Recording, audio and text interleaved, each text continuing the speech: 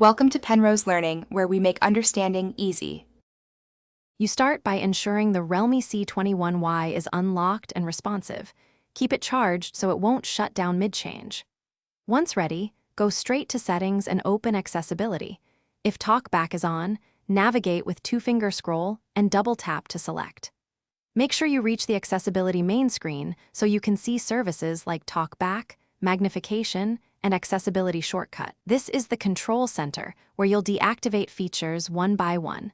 So pause here and confirm you're on the correct page before continuing. Now you disable the active services. Tap TalkBack and toggle it off. Remember to use the two-finger scroll and double-tap if its gestures are enabled.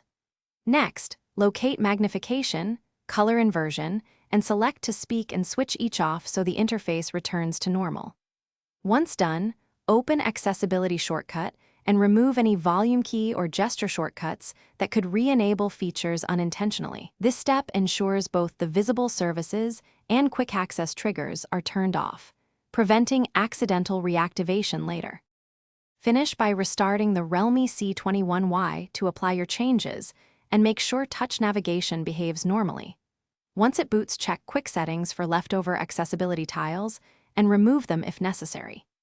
If the device still behaves oddly, boot into safe mode to disable third-party apps that may enable accessibility services, or use two-finger gestures and double-tap to carefully navigate back to settings. Troubleshooting tip: if touch input seems locked by TalkBack, rely on two-finger scrolling and double-tap selection rather than single taps to regain control.